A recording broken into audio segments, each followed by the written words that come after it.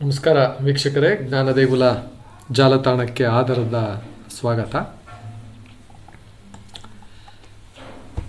ನಮ್ಮ ವೀಕ್ಷಕರಲ್ಲಿ ಒಂದು ವಿಶೇಷ ಮನವಿ ಇತ್ತು.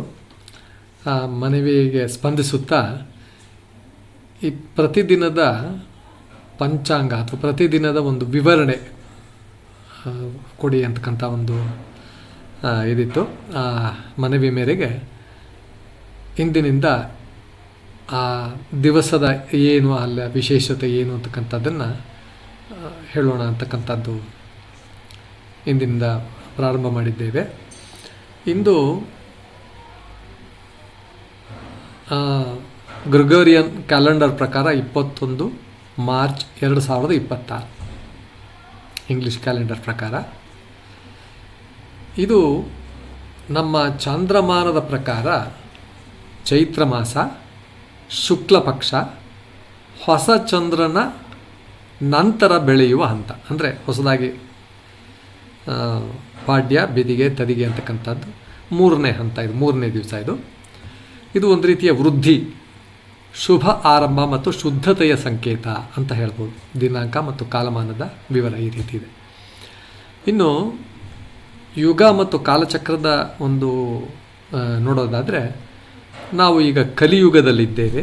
ಕಲಿಯುಗದಲ್ಲಿ ಕಲ್ಪಗಳು ಅಂತ ಹೇಳ್ತಾರೆ. ಶ್ವೇತವರಾಹ ಕಲ್ಪ ಅಂತಕ್ಕಂಥದ್ದು, ಮನ್ವಂತರಗಳು ಅಂತ ಹೇಳ್ತಾರೆ. ಅದು ವೈವಸ್ವತ ಮನ್ವಂತರ ಇದರೊಳಗಡೆ ಬರುತ್ತದೆ. ಇದರ ಒಂದು ವಿವರಣೆಗಳನ್ನು ಮುಂದಿನ ಯಾವುದಾದ್ರೂ ಸಂದರ್ಭದಲ್ಲಿ ಇದನ್ನು ವಿವರವಾಗಿ ತಿಳಿಸೋಣ. ಇದು ಹಿಂದೂ ಧರ್ಮದ ಮಹತ್ತರವಾದ ಒಂದು ಕಾಲಮಾನ ವ್ಯವಸ್ಥೆಯನ್ನು ತೋರಿಸುತ್ತದೆ. ಶ್ವೇತವರಾಹ ಕಲ್ಪೆ, ಕಲಿಯೇ, ವೈವಸ್ವತ ಮನ್ವಂತರೆ, ಕಲಿಯುಗೆ, ಪ್ರಥಮ ಪಾದೆ, ಜಂಬೂದ್ವೀಪೆ, ಭಾರತವರ್ಷೆ, ಭರತಖಂಡೆ, ದಂಡಕಾರಣ್ಯ, ಗೋದಾವರಿಯ ದಕ್ಷಿಣ ತೀರ ಅಂತ ಉದ್ದಕ್ಕೆ ಹೋಗುತ್ತೆ ಅಂತ ಆ ಸಂಕಲ್ಪ ಮಾಡುವಾಗ. ಆದರೆ ಎಲ್ಲ ಆ ಟೈಮ್ ಆ್ಯಂಡ್ ಸ್ಪೇಸ್ ಅದನ್ನು ಬಹಳ ಸ್ಪೆಸಿಫಿಕ್ಕಾಗಿ ಇದರಲ್ಲಿ ಈ ಒಂದು ಸಂಕಲ್ಪದಲ್ಲಿ ಹೇಳಲಾಗಿದೆ. ಇರಲಿ. ಇನ್ನು ತಿಥಿ ತದಿಗೆ ಅಂತಕ್ಕಂಥದ್ದು ತೃತೀಯ ಅಂದರೆ ಮೂರನೇ ದಿವಸ. ಇದು ಬಹಳ ಪಂಚಾಂಗದಲ್ಲಿ ನಿರ್ಣಯ ಮಾಡಿರ್ತಾರೆ, ಅಲ್ಲಿ ತನಕ ಇರುತ್ತೆ ಈ ಚಂದ್ರನ ಇದು ಅಂತಕ್ಕಂಥದ್ದು. ಇದು ರಾತ್ರಿ 11:57 ಇರುತ್ತೆ ಅಂತಕ್ಕಂಥದ್ದು. ಅದರ ನಂತರ ಚತುರ್ಥಿ ಆರಂಭವಾಗುತ್ತೆ, 4ನೇ ದಿನ ಆರಂಭವಾಗುತ್ತೆ. ತದಿಗೆ ಅಂದರೆ ಸಾಮಾನ್ಯವಾಗಿ ಚಂದ್ರನು ಬೆಳೆಯುತ್ತಿರುವ 3ನೇ ದಿನ. ಇದು ಸೃಷ್ಟಿ, ಶಕ್ತಿ ಮತ್ತು ಪ್ರಗತಿಯ ಸಂಕೇತ. ತದಿಗೆ ಅಂತಕ್ಕಂಥದ್ದು ಸೃಷ್ಟಿಗೂ ಶಕ್ತಿಗೂ ಪ್ರಗತಿಯ ಸಂಕೇತ. ಇನ್ನು ನಕ್ಷತ್ರ, ಇವತ್ತಿನ ನಕ್ಷತ್ರ ಬೆಳಗ್ಗೆ ಅಶ್ವಿನಿ ನಕ್ಷತ್ರ, ನಂತರ ಭರಣಿ ಬರುತ್ತೆ. ಅಶ್ವಿನಿ ಒಂದು ರೀತಿಯ ಚಿಕಿತ್ಸೆಗೆ, ಒಂದು ರೀತಿಯ ವೇಗ ಕೊಡ್ತಕ್ಕಂಥದ್ದು, ಹೊಸ ಆರಂಭಕ್ಕೆ ಭಾಳ ಸೂಕ್ತವಾದದ್ದು ಅಂತಕ್ಕಂಥದ್ದು. ಭರಣಿ ನಕ್ಷತ್ರ ಒಂದು ರೀತಿಯ ಒಂದು ಶಿಸ್ತು, ಯಮಧರ್ಮರಾಯನ ಶಿಸ್ತಿನ ರೀತಿಯಲ್ಲಿ ಒಂದು ನಿಯಮಬದ್ಧವಾದ ಜೀವನ, ಒಂದು ಜೀವನದಲ್ಲಿ ಆ ಸತ್ಯವನ್ನು ಕಂಡುಕೊಳ್ತಕ್ಕಂಥ ಒಂದು ಅಂಶವನ್ನು ತೋರಿಸುತ್ತಿದೆ. ಇನ್ನು ಯೋಗ ಮತ್ತು ಕರಣಗಳ ಬಗ್ಗೆ ಹೇಳೋದಾದರೆ, ಐಂದ್ರ ಯೋಗ ಅಂತಕ್ಕಂಥದ್ದು ಅದು ಬಹಳ ಶಕ್ತಿಶಾಲಿ ಮತ್ತು ಪ್ರಭಾವಯುತವಾದ ಯೋಗ. ಇನ್ನು ವೈದ್ಯುತಿ ಅಂತಕ್ಕಂಥ ಯೋಗನೂ ಬರುತ್ತೆ. ಅದು ಆಂತರಿಕ ಶುದ್ಧಿ, ಕೆಲವೊಮ್ಮೆ ಅಡಚಣೆ ಉಂಟು ಮಾಡುತ್ತೆ, ಸ್ಟಂಬ್ಲಿಂಗ್ ಅಥವಾ ಹರ್ಡಲ್ಸ್ ಅಂತ ಹೇಳ್ತಾರಲ್ಲ ಆ ರೀತಿ. ಇನ್ನು ಕರಣ ಅಂತಕ್ಕಂಥ ತೈತಲೆ ಕರಣ ಅಂತಕ್ಕಂಥದ್ದು ಕಾರ್ಯಾರಂಭಕ್ಕೆ ಸೂಕ್ತವಾದ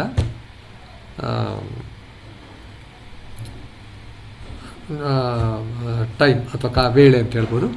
ಈ ಗರಜ ಅಂತಕ್ಕಂಥದ್ದು ಅದು ಸ್ಥಿರತೆ ಮತ್ತು ಸಾಧನೆಗೆ ಯೋಗ ಮತ್ತು ಕರಣಗಳ ಬಗ್ಗೆ ಇದನ್ನು ನಾವು ಹೇಳಿದ್ದೇವೆ.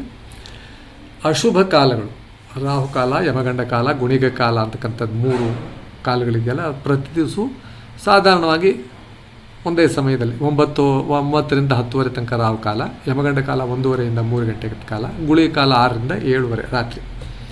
ಈ 3 ಕಾಲಗಳು ಸ್ವಲ್ಪ ವ್ಯತ್ಯಾಸ ಆಗ್ಬೋದು. ಬಿಕಾಸ್ ಆ ಸೂರ್ಯನ ಉದಯ ಮತ್ತು ಚಂದ್ರನ ಉದಯದ ಮೇಲೆ ಅದು ಸ್ವಲ್ಪ ವ್ಯತ್ಯಾಸ ಆಗ್ಬೋದು. 1 or 2 minutes ಅಷ್ಟೇ, ಜಾಸ್ತಿ ಇರೋದಿಲ್ಲ.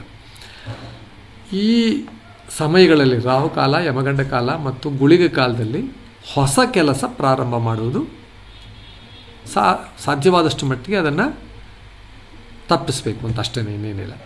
ಹಂಗಂತ ಹೇಳಿದ್ರೆ ಅಯ್ಯೋ ನಾನು ಆ ಕಾಲದಲ್ಲಿ ಏನೂ ಮಾಡೋದಿಲ್ಲ ಅಂತಲ್ಲ. ಆ ಕಾಲದಲ್ಲಿ ಎಲ್ಲ ಕೆಲಸಗಳು ಮಾಡ್ಬೋದು. ಆ ಕಾಲ ಒಂದು ಏನೋ ಒಂದು ಆ ಟೈಮ್ನಲ್ಲಿ ಸ್ವಲ್ಪ ನಮಗೆ ಒಂದು ಸ್ವಲ್ಪ ಒಂದು ರೀತಿಯ ಒಂದು ಪ್ರಚೋದನೆ, ಸ್ವಲ್ಪ ನೆಗೆಟಿವಿಟಿ ಬರಬಹುದು ಅನ್ನೋ ಕಾರಣಕ್ಕೆ ಹಿಂದೆ ಹೇಳಿದ್ದವರು. ಆ ರೀತಿ ಅಂತ ಬಹಳ ಮಾಡಲೇಬೇಕಂತ ಕೆಲಸಗಳನ್ನು ಇವಾಗ ಸಪೋಸಿಂಗ್ 9:00ವರೆಗೆ ಪರೀಕ್ಷೆ ಇದ್ದರೆ ನಾನು 9:00ವರೆ ಪರೀಕ್ಷೆ ಇದೆ ನಾನು ಹೋಗಲ್ಲ ಅಂತ ಹೇಳೋಕ್ಕೆ, ಅದು ಏನೋ ಒಂದು some kind of a standard they have fixed ಅಷ್ಟೇ ಹೊರತು ಆ ಕಾಲದಲ್ಲಿ ಯಾವ ಕೆಲಸಗಳೂ ಮಾಡಲೇಬಾರ್ದು ಅಂತ ಖಂಡಿತ ಇಲ್ಲ. ಯಾವ ಕೆಲಸ ಬೇಕಾದ್ರೂ ಮಾಡಿದ್ರು ಸ್ವಲ್ಪ ಶ್ರದ್ಧಾಭಕ್ತಿಯಿಂದ ಮಾಡಿದ್ರೆ ಕೆಲಸಗಳು ನೆರವೇರುತ್ತೆ ಅಂತಕ್ಕಂಥದ್ದನ್ನು ಮನಸ್ಸಿನಲ್ಲಿ ಯಾವಾಗಲೂ ತಂದಿಟ್ಕೋಬೇಕು. ಇದನ್ನು ನೆಗೆಟಿವ್ ಇದಾಗಿ ತೊಗೋಬಾರ್ದು, ಇದನ್ನು ಯಾವಾಗಲೂ ಅಂದರೆ ಪಾಸಿಟಿವಿಟಿಯಿಂದ ತೊಗೋಬೇಕು ಅಂತಕ್ಕಂಥದ್ದು. ಇಂದಿನ ವಿಶೇಷತೆ ಅಂದರೆ ತದಿಗೆನಲ್ಲಿ ಮುಖ್ಯವಾಗಿ ಗೌರಿ ದೇವಿ ಪಾರ್ವತಿಯನ್ನು ಮತ್ತು ಲಲಿತಾ ತ್ರಿಪುರ ಸುಂದರಿಯನ್ನು ಆರಾಧಿಸುವ ದಿನ ಅಂತ ಹೇಳ್ಬೋದು. ತದಿಗೆ ದಿವಸ ತದಿಗೆ ಗೌರಮ್ಮ ಅಂತ ಹೇಳ್ತಾರೆ. ಗೌರಿ ತೃತೀಯ ಅಂತಲೂ ಕೂಡ ಆಚರಿಸಲಾಗುತ್ತದೆ. ಇನ್ನು ತದಿಗೆ ಅಂದರೆ 3 ಪ್ರಮುಖ ತತ್ವಗಳನ್ನು ಸೂಚಿಸುತ್ತೆ ಅಂತ ಹೇಳ್ಬೋದು. ಅಂದರೆ ನಾವು ಆ ರೀತಿ ಭಾವನೆ ಮಾಡ್ಕೊಳ್ಬೋದು. ಒಂದು ಇಚ್ಛಾಶಕ್ತಿ, ಜ್ಞಾನಶಕ್ತಿ, ಕ್ರಿಯಾಶಕ್ತಿ ಅಂತಕ್ಕಂಥದ್ದನ್ನು ನಾವು ನಮ್ಮ ಮನಸ್ಸಿಗೆ ಭಾವನೆಯಲ್ಲಿ ತಂದುಕೊಳ್ಬೋದು. ಇಚ್ಛಾಶಕ್ತಿ ಅಂದರೆ ನಮ್ಮ ಆಸೆಗಳು, ಸಂಕಲ್ಪಗಳು. ಜ್ಞಾನಶಕ್ತಿ ಅಂದರೆ ಅದಕ್ಕೆ ಸರಿಯಾದ ಅರಿವು, ವಿವೇಕ, ಯಾವ ರೀತಿ ಕೆಲಸ ಮಾಡಬೇಕು ಅಂತಕ್ಕಂಥದ್ದು. ಕ್ರಿಯಾಶಕ್ತಿ ಅಂದರೆ ನಾವು ಆ ಕೆಲಸದಲ್ಲಿ ತೊಡಗಿಕೊಳ್ಳುವುದು, ಪಾಸಿಟಿವ್ ಆಗಿ ನಾವು ಆ ಕೆಲಸವನ್ನು ಮಾಡ್ತಕ್ಕಂಥ. ಈ 3 ಸೇರಿದ್ರೆ ಜೀವನದಲ್ಲಿ ಯಶಸ್ಸು ಖಂಡಿತ ಸಿಗುತ್ತೆ ಅಂತಕ್ಕಂಥದ್ದು. ಪಂಚಾಂಗ, ಜ್ಯೋತಿಷ್ಯ ಇದೆಲ್ಲವೂ ಕೂಡ ನೋಡಿ, ಒಂದಂದರೆ ಅವನ್ನು ಪಾಸಿಟಿವ್ ಆಗಿ ತೊಗೊಳ್ಬೇಕೇ ಹೊರತು ಯಾವುದೇ ರೀತಿಯಲ್ಲೂ ನೆಗೆಟಿವ್ ಆಗಿ ತೊಗೊಳ್ಬಾರ್ದು. ಅದು ಬಂದಂಥ ಅದರಲ್ಲಿ ಏನೇ ಇದ್ದಿರಲಿ ಕೂಡ ಕೆಲವೊಮ್ಮೆ ಬಹಳಷ್ಟು ನೆಗೆಟಿವ್ ಆಸ್ಪೆಕ್ಟ್ಸು ಅಲ್ಲಿರ್ಬೋದು, ಬಟ್ ಅದನ್ನು ನಾವು ಪಾಸಿಟಿವ್ ಆಗಿ ಅದನ್ನು ಯೋಚನೆ ಮಾಡಬೇಕು. ಈ 3 ಸರಿ ಜೀವನದಲ್ಲಿ ಯಶಸ್ಸು ತರುತ್ತೆ ಅಂತಕ್ಕಂಥದ್ದು. ಒಂದು ರೀತಿ ಆಧ್ಯಾತ್ಮಿಕ ಅರ್ಥ ಹೇಳೋದು, ತೃತೀಯ ನಮ್ಗೆ ಹೇಳೋದು ಆಲೋಚನೆ, ಮನಸ್ಸು, ಜ್ಞಾನ, ಬುದ್ಧಿ ಮತ್ತು ಕ್ರಿಯೆ, ಇವು 3 ಸರಿಯಾಗಿದ್ದರೆ ಜೀವನ ಸುಖಕರವಾಗಿರುತ್ತೆ ಅಂತ. ದೇವಿ ಉಪಾಸನೆ ಮೂಲಕ ಮನಸ್ಸು ಶುದ್ಧವಾಗುತ್ತೆ, ಆತ್ಮಫಲ ಹೆಚ್ಚುತ್ತೆ, ಗೃಹದಲ್ಲಿ ಶುಭವಾಗುತ್ತೆ ಅಂತಕ್ಕಂಥದ್ದು. ವೀಕ್ಷಕರೇ, ಎಲ್ಲರಿಗೂ ಈ ದಿವಸ ಒಳ್ಳೆಯದಾಗಲಿ, ಈ ದಿನದಿಂದ ಒಳ್ಳೆಯದಾಗಲಿ ಅಂತ ಹೇಳ್ತಾ ಇಲ್ಲಿಗೆ ನಾವು ಇದನ್ನು ಮುಗಿಸುತ್ತಿದ್ದೇವೆ. ಶ್ರೀದೇವಿಯ ಕೃಪೆ ಸದಾ ಇರಲಿ ಅಂತಕ್ಕಂಥದ್ದು. ಲೈಕ್ ಮಾಡಿ, ಶೇರ್ ಮಾಡಿ ಮತ್ತು ಸಬ್ಸ್ಕ್ರೈಬ್ ಮಾಡಿ. ನಮ್ಮ ಕಮೆಂಟ್ಸ್ ಬಾಕ್ಸ್ನಲ್ಲಿ ತಮ್ಮ ಕಮೆಂಟ್ಸ್ಗಳನ್ನ ಮೂಸಿ ಅಂತ ಕೇಳ್ಕೊಳ್ತಾ ನಮಸ್ಕಾರ ವೀಕ್ಷಕರೇ.